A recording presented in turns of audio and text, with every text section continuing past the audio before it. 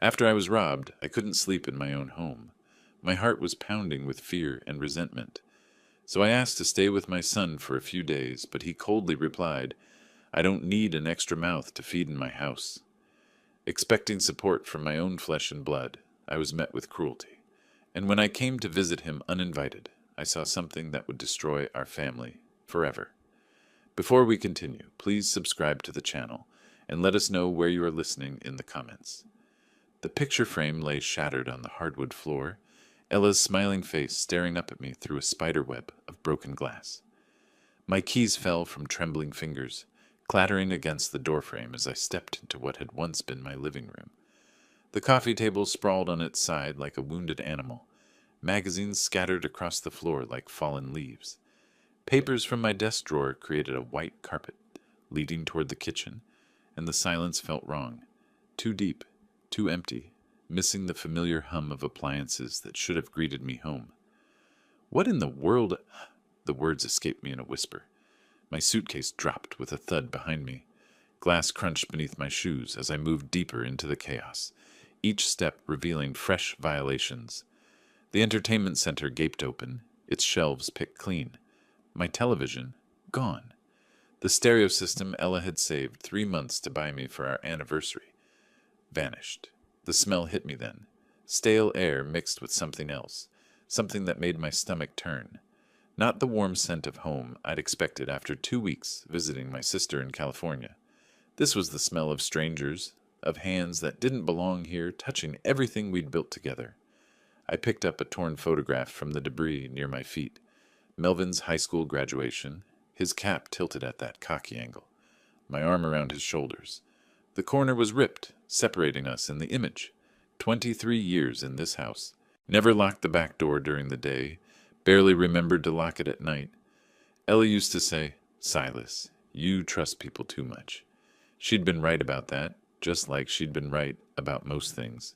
The kitchen drawers hung open like screaming mouths, silverware scattered across the linoleum, cabinet doors askew. My coffee canister overturned with grounds creating dark stains on the white counters. They'd been thorough, methodical. This wasn't random destruction. This was a search. My legs felt unsteady as I climbed the stairs, gripping the banister with white knuckles. Each step brought new dread, new understanding of how completely my sanctuary had been violated. The bedroom made my breath catch. Our mattress hung half off the frame, dresser drawers emptied onto the carpet. Ella's jewelry box, the music box that played The Way You Look Tonight, lay on its side, silent and empty. Her wedding ring, the pearl earrings her mother had given her, all the little treasures I'd kept because they still carried her perfume, gone. But it was the study that broke something inside me. The safe door hung open like a wound, its interior stripped bare. My father's gold pocket watch, passed down through 3 generations. The emergency cash Ella had insisted we keep, just in case. The savings bonds we'd bought instead of fancy vacations, thinking they'd help Melvin someday. "Who would do this?" I spoke aloud to the empty house. "Who even knows where I keep—" The terrible thought crept in like cold water rising. Someone who's been here before. Someone who knew about the safe behind my desk. Knew where we kept the spare house key. Knew I'd be away for exactly 2 weeks. I sank into my desk chair, the only piece of furniture still upright in the room. My hands shook as I reached for the phone, muscle memory guiding my fingers to the numbers. 911, what's your emergency? The dispatcher's calm voice anchored me. My house. Someone broke in. I just got home from California, and everything's destroyed. Are you in immediate danger, sir? Are the perpetrators still on the premises? No, they're gone. But they took everything. They knew exactly where to look. We're dispatching officers to your location now. Can you give me your address? As sirens wailed in the distance, growing louder with each passing second, I remained surrounded by the wreckage of my peaceful life.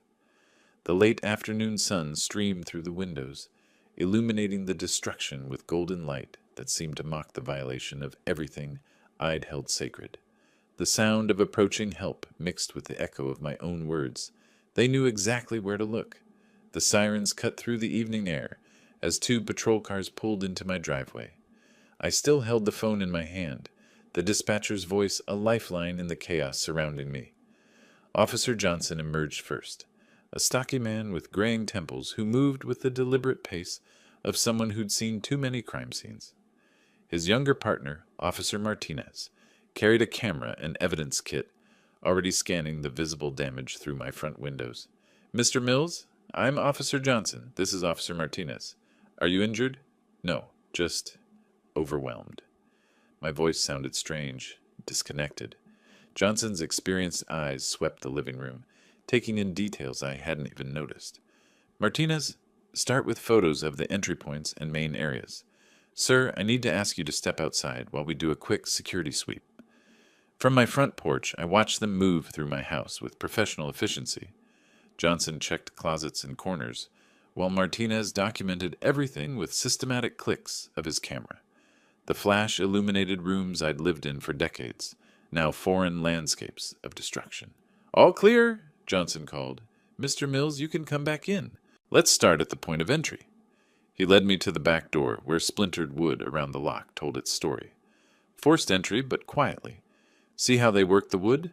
Took time, used the right tools. This wasn't some kid looking for quick cash. Martinez knelt beside the doorframe, dusting for fingerprints with careful precision. The damage pattern suggests they knew what they were doing, professional or at least experienced. We moved room by room, Johnson asking questions while Martinez collected evidence. Each violation felt fresh as we cataloged it, officially. "How long were you away, Mr. Mills? And who knew about your trip?" 2 weeks. I visited my sister in California. Told my son, my neighbor Roy, mentioned it to a few people at the grocery store.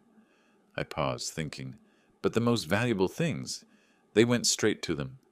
How could they know where I kept my father's watch? The safe combination? Johnson made notes in a small pad. These thieves knew exactly where to look.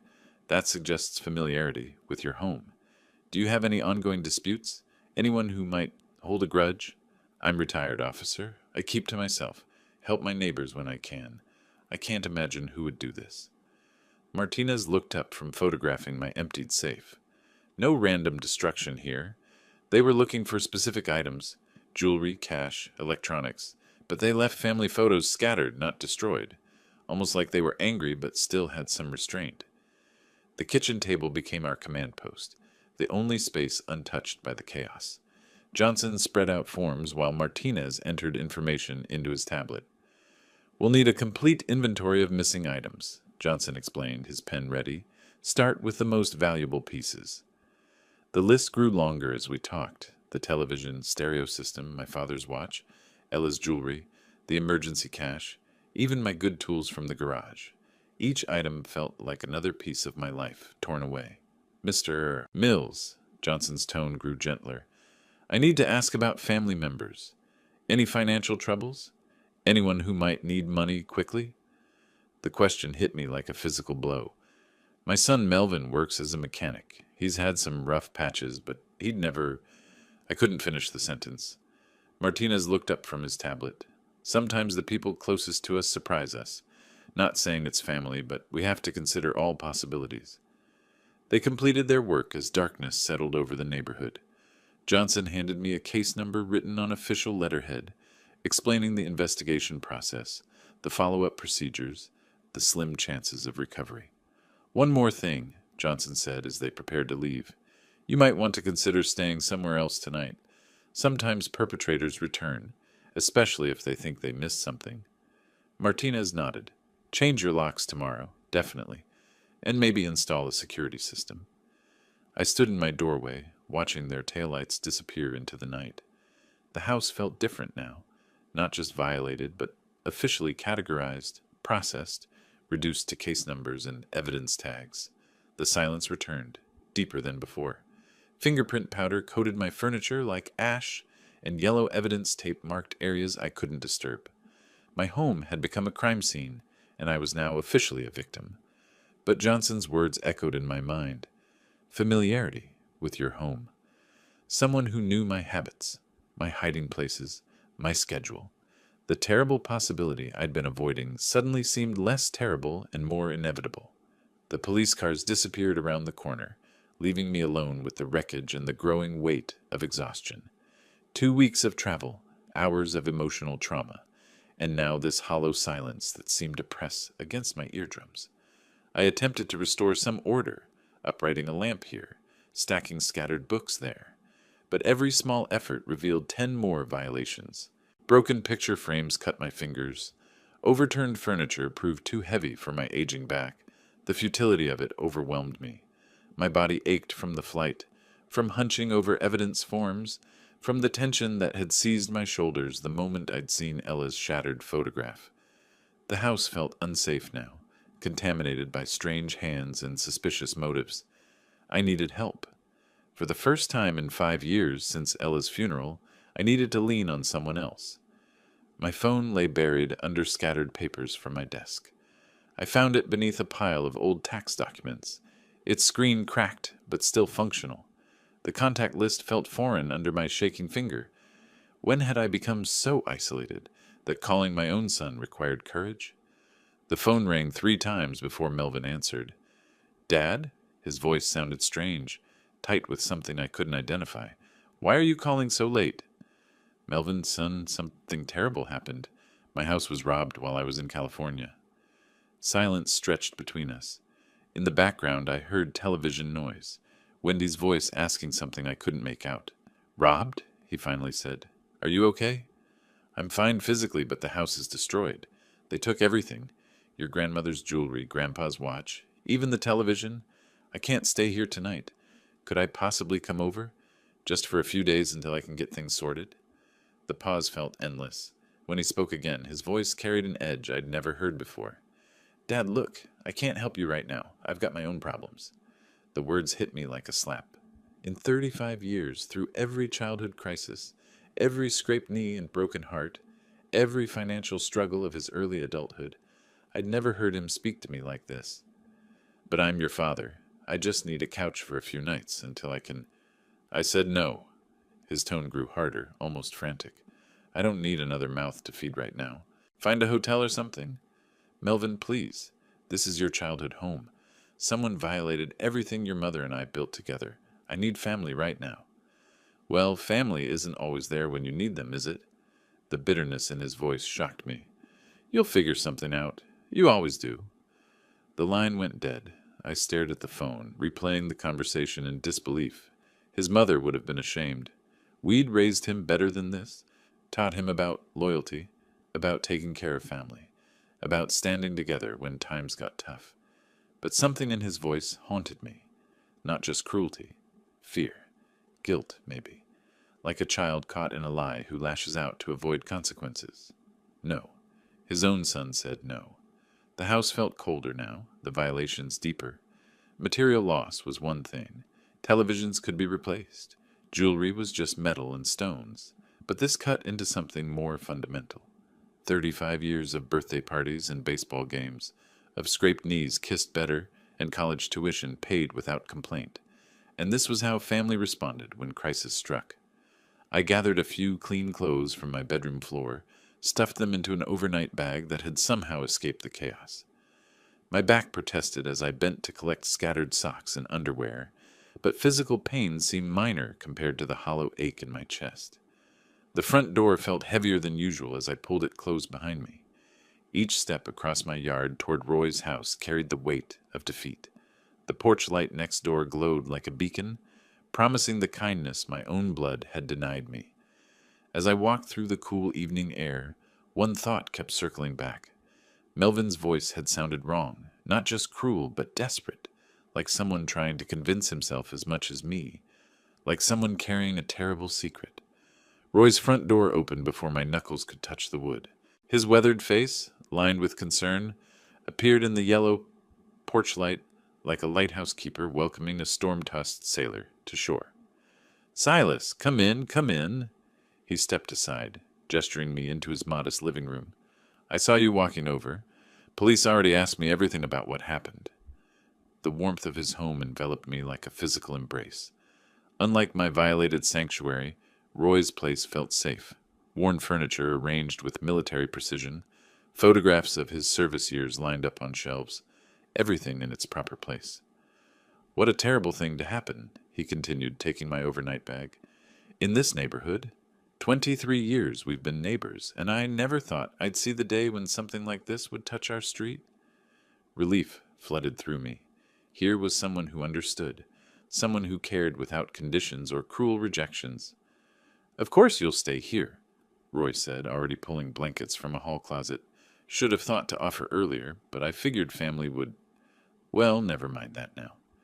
He set up the couch with military efficiency, each pillow positioned just so. Within minutes, he had a proper sleeping arrangement prepared and was guiding me toward his kitchen. Coffee? Tea? Something stronger? Roy pulled out chairs around his small table. You look like you've been through a war zone. Coffee would be perfect. I sank into the offered chair, suddenly aware of how much my body ached. Roy moved with purpose, starting the coffee maker, retrieving mugs from perfectly organized cabinets. The familiar ritual of hospitality soothed something raw inside me. I told Officer Johnson everything I could remember, he said, settling across from me as the coffee brewed, about seeing your Melvin's Honda at your place a few times this week. My head snapped up. You saw Melvin? Tuesday morning, I think, and maybe Thursday afternoon. Roy nodded, pouring steaming coffee into our mugs. Good boy. Checking on his dad while you were away. I waved, but he seemed in a hurry, probably worried about you traveling alone at your age. The coffee warmed my hands, but Roy's words sent a different kind of heat through my chest. Pride mixed with confusion. He's always been protective, I said slowly. His mother taught him to look after family. Smart woman, your Ella. Rest her soul. Roy raised his mug in a small salute. She'd be proud to see how he watches out for you. But even as I nodded agreement, something nagged at the edges of my thoughts. If Melvin had been checking on the house, why hadn't he mentioned it during our phone call? Why had he seemed so strange, so defensive? I'm glad he was keeping an eye on the place, I said finally. Makes this whole thing even more puzzling. Roy leaned forward, lowering his voice conspirationally. Between you and me, I think this was professionals. The way they knew exactly what to take, how quiet they were about it.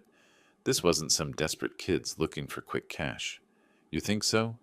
26 years in the service teaches you to read situations. Someone planned this carefully, knew your routines, knew when you'd be gone. He paused, sipping his coffee. Question is, who could have known all that? The question hung in the air between us like smoke. I found myself thinking about everyone who knew about my California trip. The grocery store clerk who'd wished me safe travels. The mailman I'd asked to hold my deliveries. My sister, of course, but she lived 2,000 miles away. And Melvin. This feels so calculated, I admitted, like whoever did this had been watching, learning my habits. Roy nodded grimly. That's exactly what I told the police. Said it reminded me of intelligence gathering. Methodical, thorough, patient. We sat in comfortable silence, two old men trying to make sense of a senseless violation. Outside, the neighborhood settled into its evening quiet, porch lights creating pools of security in the darkness. I'll help you clean up tomorrow, Roy offered. No sense facing that mess alone. I appreciate that more than you know. The words came out rougher than intended. What else are neighbors for? Roy's smile was genuine, uncomplicated.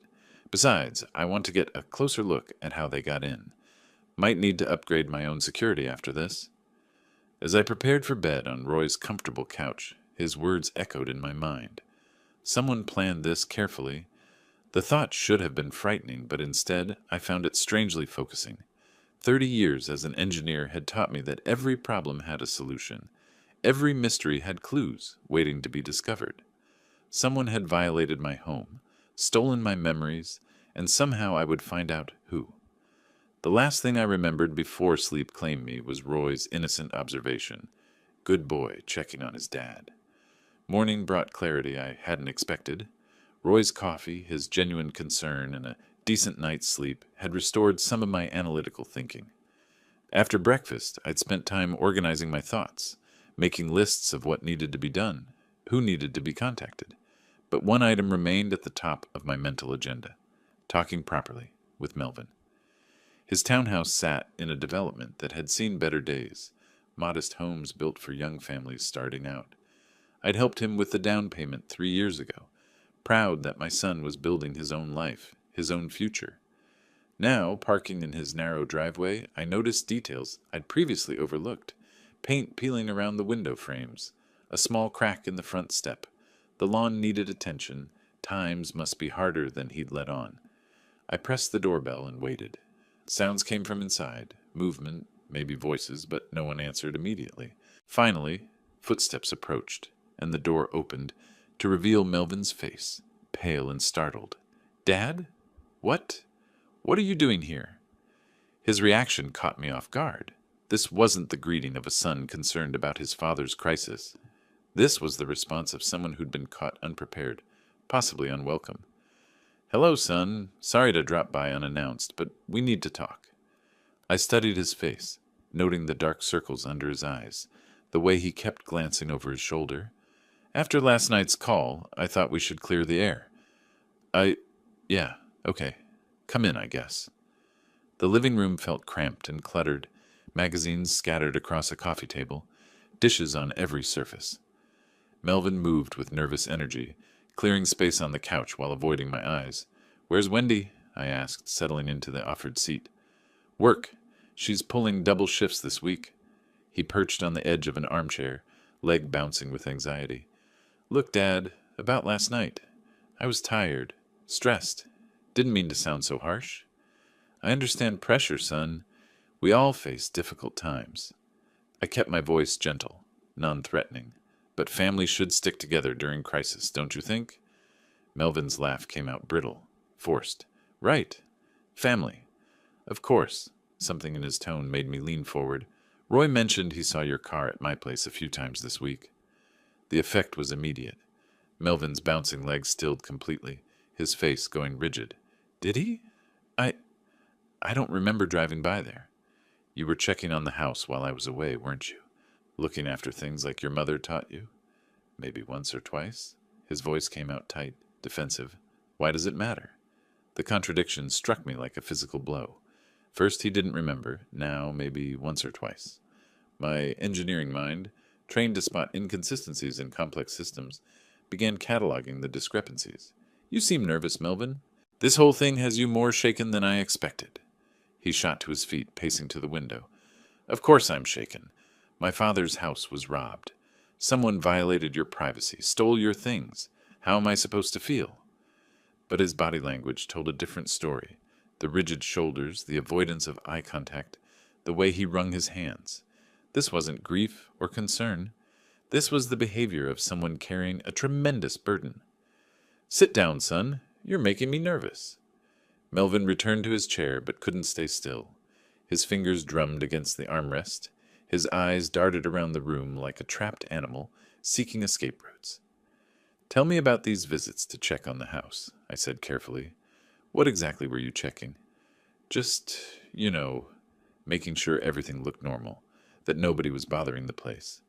"And did everything look normal?" The pause stretched too long. "Yeah, everything was fine."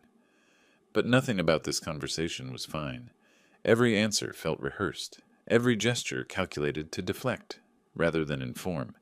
This wasn't the son I'd raised, the boy who used to confess his smallest infractions with tears in his eyes. "Melvin, what's wrong? And don't tell me it's just the burglary. Something else is eating at you."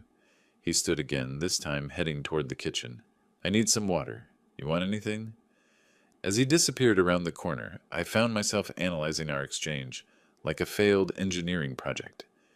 Every question had produced evasion. Every attempt at connection had been rebuffed. My son was lying to me, but about what? The sound of running water gave me a moment to study his living room more carefully. Bills stacked on the end table, some with red overdue stamps. A gaming magazine open to an article about poker strategies. Empty beer bottles lined up behind the couch. When Melvin returned, glass trembling slightly in his hand, I made one more attempt at direct communication. "Son, if you're in some kind of trouble, you can tell me. Whatever it is, we'll figure it out together." His laugh came out harsh, almost bitter. "Trouble? What kind of trouble could I be in, Dad?" The question felt like a challenge, but I couldn't understand the rules of whatever game we were playing. "I don't know. That's why I'm asking." Melvin sat back down, but his entire body remained coiled like a spring under tension. Every few seconds his eyes would flick toward the mantelpiece, then quickly away, as if checking on something he didn't want me to notice. Melvin excused himself to the kitchen again, muttering something about needing to check on dinner preparations. The house felt too quiet with his nervous energy removed, like the moment between lightning and thunder when the air itself holds its breath. I sat back in the uncomfortable chair, letting my eyes wander around the cluttered living room.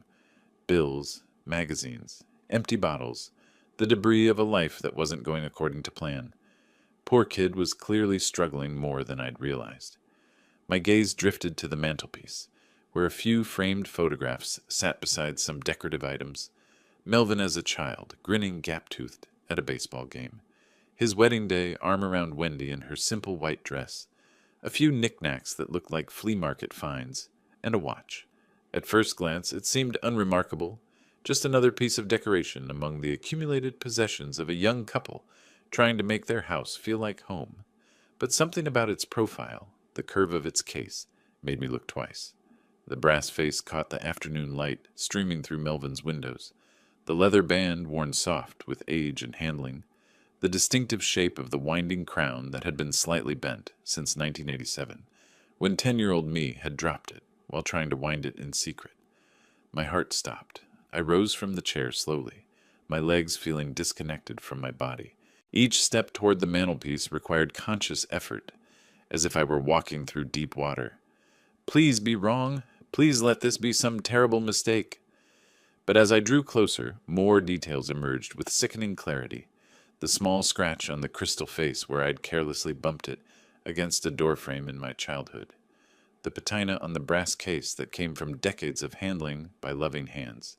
The inscription on the back that I couldn't see but knew by heart. To William Mills, faithful service, 1943-1978.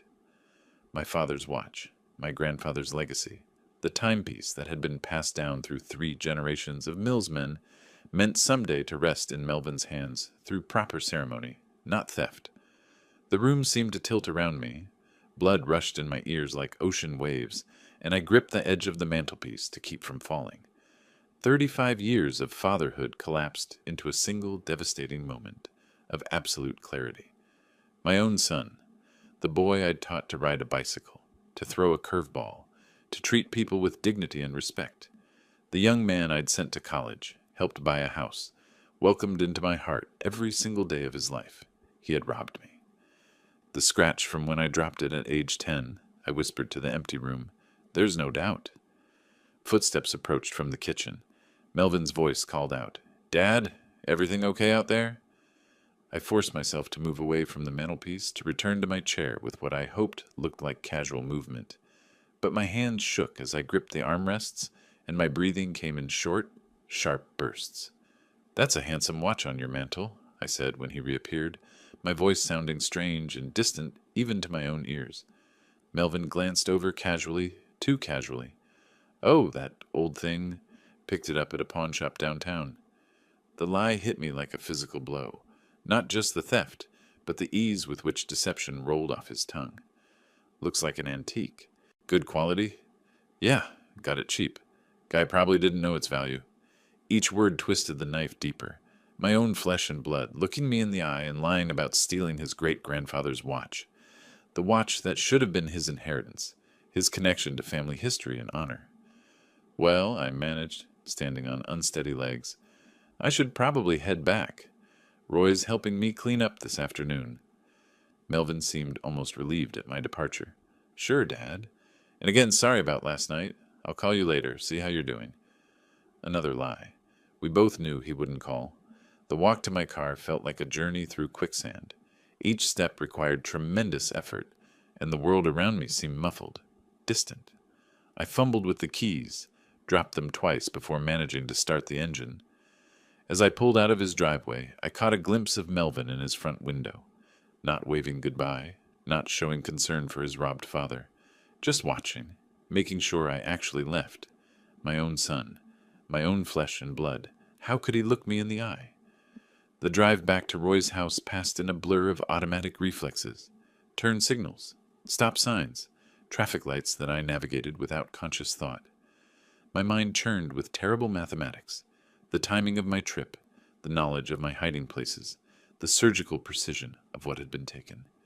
Everything I'd taught him about honor, about family, about standing up for what was right. All meaningless. By the time I parked in Roy's driveway, one thing had crystallized in my mind with absolute clarity. If Melvin thought he could destroy everything his mother and I had built together, steal from his own family, and walk away untouched, he had seriously underestimated what his old man was capable of. The boy had made the worst mistake of his life. Roy's borrowed Camry felt foreign beneath my hands as I gripped the steering wheel outside Melvin's townhouse. The key turned in the ignition with a mechanical click that seemed unnaturally loud in the afternoon silence. The scratch from when I dropped it at 12 years old. There's no mistaking it. Traffic moved around me in a blur of color and motion while my mind replayed the devastating moment of recognition. The distinctive bend in the winding crown, the patina that came from decades of loving handling, my father's inscription hidden on the back but burned into my memory. I pulled over at a gas station, hands trembling too violently to maintain safe driving. Customers walked past my windshield, living their normal lives while mine crumbled into fragments. 35 years of fatherhood reduced to a single undeniable truth sitting on my son's mantelpiece. The engine idled as I sat there, breathing deeply, trying to process what felt impossible to accept. Maybe there was an explanation. Maybe someone had sold it to him legitimately. But the timing, his nervousness, those visits Roy had mentioned, everything pointed toward one horrifying conclusion. 20 minutes passed before I trusted myself to continue driving. The streets of Omaha blurred past like watercolors in rain, familiar neighborhoods becoming foreign landscapes through my shock-clouded vision. Roy was working in his garden when I pulled into his driveway. He looked up with a smile that faded immediately when he saw my face. "Silas, you look like you've seen a ghost. The talk with Melvin didn't go well?" "Something's not right, Roy." The words came out hoarse, scratchy. "I can't explain it yet, but something's very wrong." He set down his pruning shears, brushing soil from his hands. "Family troubles can be the hardest kind. You need to talk about it." "Not yet. I need to be certain first. Need to check some things." Roy studied my face with the sharp eyes of someone who'd learned to read people under pressure. "Well, you know where to find me when you're ready. Coffee's always on." Inside his guest room, I lay on the narrow bed, staring at water stains on the ceiling. The watch image replayed endlessly, brass face catching afternoon light, leather band worn soft with age, sitting there like an accusation among the scattered possessions of my son's modest life. But doubt gnawed at the edges of my certainty. 35 years of raising him, teaching him right from wrong. Was it all meaningless? Had I failed so completely that the boy who once cried over stepping on an ant could rob his own father? The engineer in me demanded proof beyond emotion, evidence that would stand up to scrutiny, that couldn't be explained away or dismissed as coincidence. If I was going to destroy our relationship forever, I owed it to both of us to be absolutely certain. I pulled out a notepad and began making lists, a methodical approach to an impossible situation. Times, dates, opportunities. What had been stolen and where it might have gone. Who might remember seeing what? The gambling magazine I'd noticed made sudden, terrible sense. Bills with overdue stamps. Melvin's strange behavior. His desperate rejection when I'd asked for help. The pieces formed a pattern I'd been too trusting to see. But I needed more than patterns. I needed proof that would satisfy a court of law, because that's where this was heading if my suspicions proved correct. 3 hours of planning later, I had a strategy. It would take time, patience, and the kind of methodical investigation that had served me well in 30 years of engineering problem solving. If I was wrong, I would beg his forgiveness and spend the rest of my life making amends. If I was right, the boy who stole from his father would learn that his old man was capable of more than he'd ever imagined. The yellow pages felt brittle under my fingers as I searched for pawn shops across Omaha. Roy had lent me his car again, no questions asked, the kind of trust I'd once extended to my own son. 7 days of systematic investigation began with Pete's Pawn Palace on Dodge Street. The owner, a heavy-set man with suspicious eyes, examined the photographs I'd prepared carefully. "Yeah, I remember that watch. Vintage piece. Real quality workmanship. He tapped the photo with a thick finger. Young guy, maybe mid-30s, seemed nervous as a cat. My heart hammered against my ribs. Can you describe him more specifically? Dark hair, about 6 feet tall, wearing work clothes. Said it was his grandfather's watch, but needed cash quick for some emergency. Pete's eyes narrowed. Why you asking? This about insurance or something? Something like that. I kept my voice steady. Do you still have any paperwork? The receipt copy showed a date, May 13th, 2 days into my California trip. The signature was illegible, but the physical description matched Melvin perfectly. $300 for a watch worth 10 times that amount. 2 more pawn shops yielded similar results. My television at Second Chance Electronics. Ella's jewelry at Golden Memories Consignment. Each transaction desperate, hurried, items sold far below their value by a young man who fit my son's description perfectly. Mrs. Peterson, my neighbor 3 houses down, welcomed me into her kitchen with the enthusiasm of someone who rarely had visitors. Oh yes, I definitely saw that Honda Civic on the 13th, around 2 in the afternoon. Thought it was strange since you weren't home, but figured maybe Melvin was checking on things. Did you see the driver clearly? Not his face, but the build looked familiar. Young man, moved like he was in a hurry, parked right in your driveway, bold as anything. The timeline aligned perfectly. While I'd been having lunch with my sister in San Francisco, my son had been robbing my house 3 time zones away. Security camera footage from the Hendersons showed a Honda Civic matching Melvin's license plate number. The timestamp read 2:17 p.m., May 13th, right in the window Mrs. Peterson had specified. Each piece of evidence felt like another nail in the coffin of my hopes. The methodical part of my mind cataloged every detail, while the father in me died a little more with each confirmation. Friday evening, I followed him from the auto shop to Riverbend Casino, watched through the parking lot as he walked inside with the purposeful stride of someone feeding an addiction. 2 hours later, he emerged looking defeated, shoulders slumped, probably lighter by whatever money he'd started with. The final piece of the puzzle clicked into place. Desperation had driven him to rob his own father, and here he was, throwing away more money he didn't have. Back at Roy's kitchen table, I spread out everything I'd collected. Photographs, receipts, witness statements, timeline documentation. The evidence painted a picture so clear that even Melvin wouldn't be able to deny it. The boy I raised is gone, I whispered to the empty room. This stranger who stole from me has taken his place.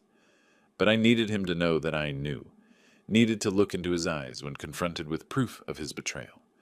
Tomorrow, I would drive to his house with this folder of evidence and watch him try to explain away the inexplicable. The watch was still sitting on his mantelpiece, waiting to serve as the final, undeniable accusation. Justice demanded truth, and truth demanded courage. Both waited for tomorrow's confrontation. The manila folder sat on my passenger seat like a loaded weapon as I drove toward Melvin's townhouse. 1 week of methodical investigation had produced evidence that would satisfy any court. Photographs, receipts, witness statements, timeline documentation that left no room for doubt or denial. Melvin answered the door with the same confused expression he'd worn during my previous visit, but this time I felt nothing but cold determination. Dad? What brings you by again? We need to talk, son. May I come in? The living room looked exactly as I'd left it. Cluttered, showing signs of financial stress, and dominated by that brass pocket watch glinting on the mantelpiece like an accusation waiting to be voiced. I set the folder on his coffee table with deliberate precision. Melvin, I know you robbed my house. I have proof. His face went white. What? Dad, you're scaring me. What are you talking about? Stop lying. I opened the folder, revealing the first photograph. I have witnesses, receipts, documented evidence. And I have this. I pointed toward the mantelpiece where my father's watch caught the afternoon light. I bought that at a pawn shop. I told you. Pete's Pawn Palace, May 13th, $300. I slid the receipt copy across his coffee table. Physical description matches you perfectly. Want to explain how your grandfather's watch ended up in a pawn shop 2 days after my house was robbed? Melvin's hand shook as he picked up the receipt. His mouth opened and closed without sound, like a fish pulled from water. Here's Mrs. Peterson's statement about seeing your car in my driveway that afternoon. Another document joined the first. Security camera footage from the Hendersons showing your license plate at 2:17 p.m. Dad, please. Receipt from Second Chance Electronics for my television. Golden Memories consignment for your mother's jewelry. Each piece of evidence hit the table with the finality of a judge's gavel. Should I continue? The breakdown came suddenly. Melvin collapsed into his armchair, face buried in his hands, shoulders shaking with sobs that sounded more like animal whimpers. You don't understand. They were going to hurt Wendy. I owed $15,000 to people who don't accept payment plans. So you stole from your father instead of asking for help? His head snapped up, eyes red but blazing with desperate justification. You would have lectured me, given me one of your speeches about responsibility and poor choices. You're right, I would have. But I also would have helped you. I was going to pay it back. Once I got ahead at the tables, I was going to buy everything back, and you'd never know. The gambling delusion laid bare. Always one win away from solving everything, never accepting that the system was designed to take everything he had. Instead, you violated my home, stole your mother's wedding ring, pawned your great-grandfather's watch for a fraction of its value. My voice stayed level, engineer steady. You looked me in the eye and lied about it. Melvin shot to his feet, desperation making him dangerous. You can't call the police on your own son. Watch me. I reached for my phone. You made this choice when you broke into my home. Mom would never forgive you for this. His voice cracked with hysteria. The words hit like a physical blow, but I stood firm. Your mother would be ashamed of what you've become. He lunged toward me then, trying to grab the phone, but 35 years of disappointment had crystallized into something harder than his desperation. I stepped back, finger already dialing. 911, what's your emergency? The voice from the phone cut through Melvin's pleas like a knife through silence, and in that moment I crossed a line that could never be uncrossed. 911, what's your emergency? The dispatcher's calm voice cut through Melvin's desperate pleas like a knife through silk. My finger remained steady on the phone despite the trembling in my hands. I need to report a residential burglary. I have the perpetrator here with me, and I have evidence. Sir, is the perpetrator still on scene? Are you in immediate danger? Melvin lunged toward me, trying to grab the phone, but desperation made him clumsy. I stepped back, maintaining distance while keeping my voice level. The perpetrator is my son. He's not dangerous, but he's trying to prevent me from reporting the crime. 15 minutes felt like hours. Melvin alternated between frantic pacing and collapsed sobbing, occasionally making desperate attempts at negotiation. Dad, please, think about Wendy. Think about your granddaughter we're planning. But the time for family considerations had passed. The brass watch on his mantelpiece caught the late afternoon light, a silent witness to betrayal that cut deeper than any wound. 2 patrol cars arrived with familiar efficiency. Officers Johnson and Martinez stepped out, their faces showing recognition as they approached the house. Mr. Mills, we responded to your burglary report 3 weeks ago. That's right, Officer Johnson. I've discovered who committed the crime. Martinez glanced between me and Melvin, professional assessment evident in his expression. This is the son you mentioned during the original investigation? Yes, I have comprehensive evidence of his guilt. Melvin's voice cracked as he appealed directly to the officers. This is a family dispute. You can't arrest someone based on their father's accusations. Johnson's expression remained neutral. Sir, we'll need to examine any evidence and make our own determination. The manila folder felt heavier than it should as I spread its contents across Melvin's coffee table. Each document, each photograph, each receipt told its part of the story with methodical precision. Pawnshop receipts showing my father's watch, sold on May 13th, I began, pointing to the evidence systematically. Physical description matching my son exactly. Martinez photographed each item with his department camera. These look legitimate. We can verify with the establishments. Security camera footage from neighbors showing his vehicle at my residence during the burglary time frame. Another document joined the display. Witness statements placing him at the scene. Melvin's face had gone ashen. The reality of professional police scrutiny was clearly different from his father's emotional accusations. And here, I said, pointing toward the mantelpiece, is my great-grandfather's pocket watch, sitting in plain view. Johnson examined the watch without touching it. This matches the description in your original police report? Exactly, down to the distinctive scratch from when I dropped it as a child. The sound of a car door slamming outside interrupted our proceedings. Wendy burst through the front door, still wearing her work uniform, eyes wide with panic at the sight of patrol cars. What's happening? Melvin, why are the police here? Her husband couldn't meet her eyes. Wendy, there's been a misunderstanding.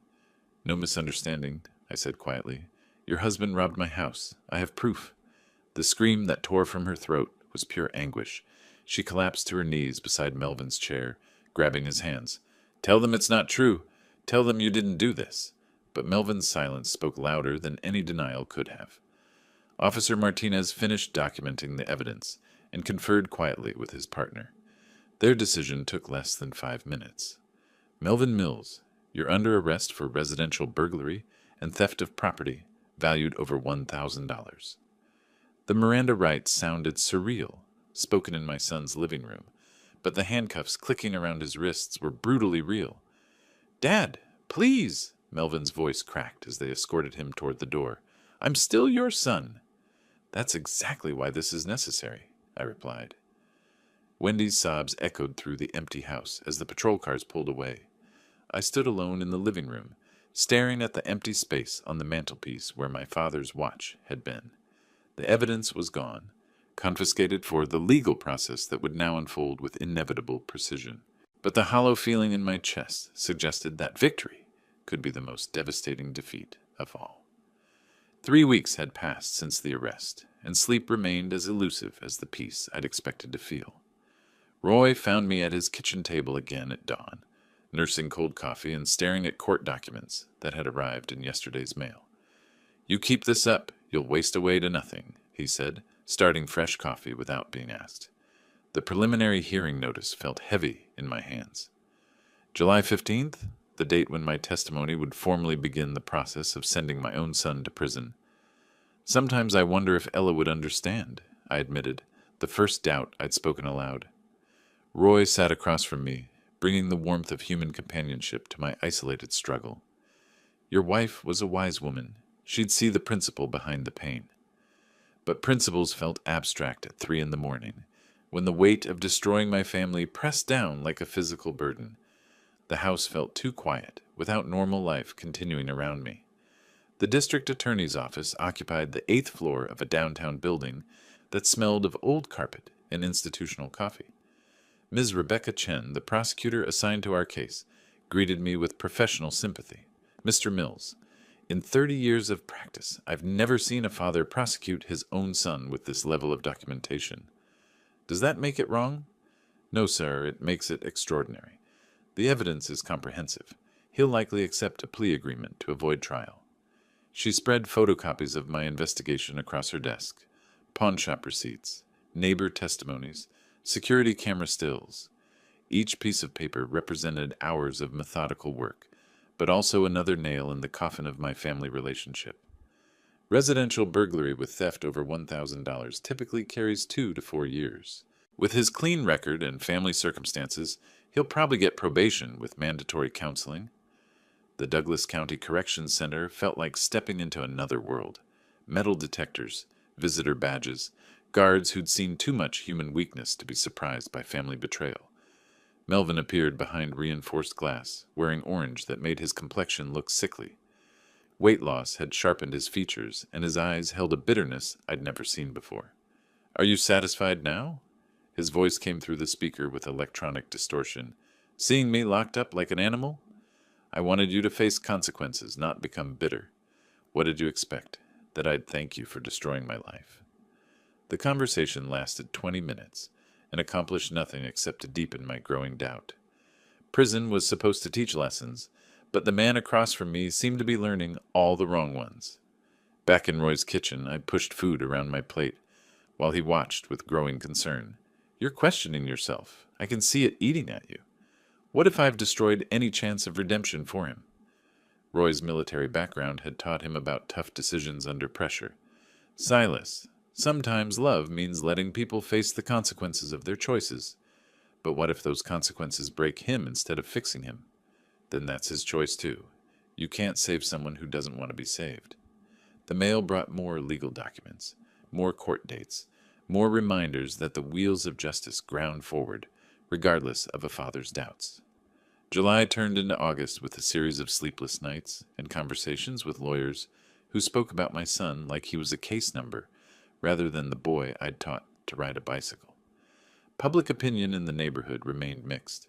Some admired my principles, others questioned my family loyalty. Mrs. Peterson stopped speaking to me entirely after learning the full story. People think they understand until it's their own child, Roy observed during one of our evening walks. Maybe they're right. Maybe blood should be thicker than justice. Or maybe justice is how we show love to people who can't see they need saving. The preliminary hearing came and went. Melvin accepted the plea agreement. 2 years probation, mandatory gambling addiction counseling, community service, and full restitution for the stolen items. No prison time. No permanent criminal record if he completed the term successfully. Standing outside the courthouse afterward, I felt neither victory nor defeat. Just the exhausted emptiness of someone who'd fought a war with no winners. The court clerk handed me an envelope. "From the defendant, sir." Inside was a single sheet of paper with Melvin's handwriting. "Dad, the counselor says I need to understand why you did this. I'm trying. Maybe we can talk when I'm ready. Still, your son, Mel." For the first time in months, I managed to sleep through the night. 6 months later, I stood in my empty living room, surrounded by boxes marked Arizona in Roy's careful handwriting. The decision to leave Omaha hadn't been easy, but staying in the house where everything had started felt impossible. "You sure about this?" Roy asked, taping another box closed. "Running away never solved anything." "I'm not running. I'm choosing to heal somewhere new." The letter from Melvin sat on the kitchen counter, its edges worn from repeated reading. 3 pages of careful handwriting, the first real communication we'd had since the sentencing hearing. "Dad, the gambling counselor says I have to accept responsibility before I can make amends. You were right about the addiction controlling me. I see that now. The theft wasn't about the money. It was about feeding something that had already destroyed my judgment. I'm sorry it took legal consequences to make me understand what you tried to teach me my whole life. I know you didn't do this to hurt me. You did it because you love me enough to let me face the truth. I'm not ready to see you yet, but I wanted you to know that the counseling is helping. Maybe someday we can rebuild what I broke. Still learning how to be your son again, Melvin." Roy found me holding the letter, tears I hadn't allowed myself to shed finally falling freely. "He gets it now," I said simply. "Took him long enough." The moving truck arrived on a Tuesday morning that felt like rebirth. Arizona offered distance from painful memories and proximity to my sister, who'd been calling weekly since learning about the family crisis. "Any regrets about how you handled it?" Roy asked as we loaded the last boxes. The methods were painful, but the principle was right. Sometimes the hardest thing and the right thing are the same thing. Ella would understand. She always said love isn't always comfortable. Roy's embrace at the airport felt like closure and beginning simultaneously. 23 years of neighborly friendship distilled into a handshake and a promise to stay in touch. "Take care of yourself, Silas, and don't wait too long to answer when that boy calls." The flight to Phoenix gave me time to think about justice and family, about principles and forgiveness. Somewhere over Kansas, I realized that the hardest part hadn't been calling the police on my son. The hardest part had been learning that love sometimes requires causing pain in service of a larger healing. Arizona welcomed me with clear skies and the kind of heat that bakes doubt out of a man's bones. My new apartment overlooked mountains that made human problems seem appropriately small. The watch, returned to me after the court proceedings, sat on my nightstand next to Ella's photograph. 3 generations of Mills men had carried it, and someday when Melvin was ready, it would continue its journey. But first, he had to finish learning the lesson I'd been too afraid to teach him until crisis forced my hand. The phone rang on a Thursday evening 6 months after I'd settled in Arizona. The caller ID showed a number I recognized, but hadn't heard from in over a year. "Dad, it's me." Melvin's voice carried new weight, the sound of someone who'd traveled through consequence and emerged changed. "Hello, son. I wanted to call on Mom's birthday. thought she'd want us to talk today. She would have. I've been sober from gambling for 8 months. The counselor says I'm ready to start making real amends. How do you want to begin? The conversation lasted 2 hours. We talked about addiction and accountability, about justice and forgiveness, about the difference between enabling someone and loving them enough to let them fall. I understand why you did it now, he said finally. I hated you for it, but I understand. I never stopped loving you, Melvin. Not for 1 second. I know, Dad. That's what made it so hard to accept. When I hung up, the desert sunset was painting the mountains purple and gold. Tomorrow would bring another conversation, and the day after that, another small step toward rebuilding what had been broken. Justice had been served. Now the real work of healing could begin. The watch ticked steadily on my nightstand, keeping time for a future where love and accountability could coexist, where tough choices led to stronger relationships, and where sometimes the greatest gift a father can give his son is the chance to face the consequences of his own choices. Ella's photograph smiled at me across the years, and I could almost hear her voice. Well done, Silas. Well done. If you like this story, please like this video, subscribe to the channel, and share your impressions of this story in the comments. To listen to the next story, click on the box on the left. Thank you for watching.